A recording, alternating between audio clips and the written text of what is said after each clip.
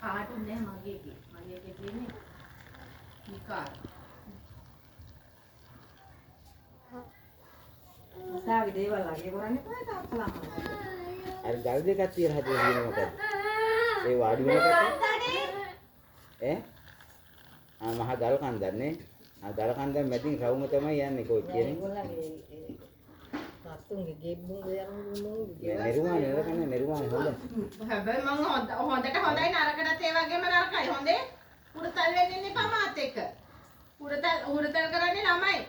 නැතුව මහයෝන් නෙමෙයි කියන දේ අහනවා ළමයි